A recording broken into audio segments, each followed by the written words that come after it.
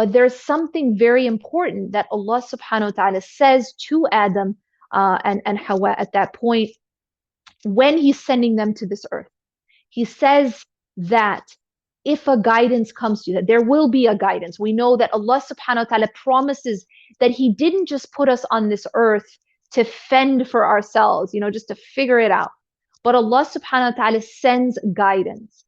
And He says, and this is the promise that He gives at that time, He says, and whoever follows my guidance, فَلَا خَوْفٌ عَلَيْهِمْ وَلَا هُمْ يَحْزَنُونَ, that there will be no fear upon them, nor shall they grieve.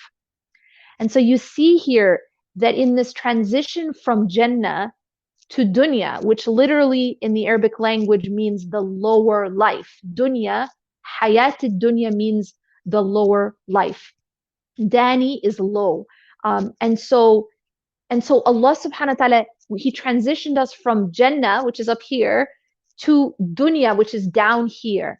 But He made a promise. And that promise is that He will send His guidance. He will not just leave us to ourselves. He will not just leave us to fend for ourselves. He will send His guidance. And that guidance is the books of Allah subhanahu wa ta'ala that He sends to His messengers. And for the most comprehensive, of course, and the best of them being the final message, the final book, which is the Qur'an. And that is why this book is such a rahmah, is such a mercy, because otherwise we would be wandering blindly. We would be literally the blind leading the blind in this life, right? People who don't know anything making laws for other people who don't know anything, right? The blind leading the blind. You and I, we only have very, very little knowledge of what Allah subhanahu wa ta'ala has taught us. You and I do not know the unseen. No matter who is in power, no matter how much power they have, they don't know the unseen. And so without the guidance of Allah subhanahu wa ta'ala through the Qur'an, we would be wandering blindly, led, the blind leading the blind. And so Allah subhanahu wa ta'ala sends the guidance of the Qur'an as a mercy for us, so that we know our way.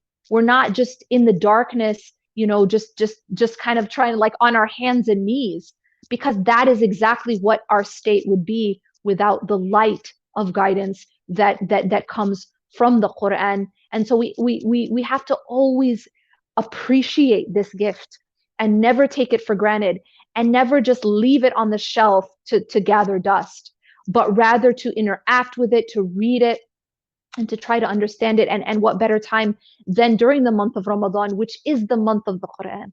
It is the month in which the Qur'an was revealed. This is our chance to come back to the Qur'an, to dig deeper into the Qur'an.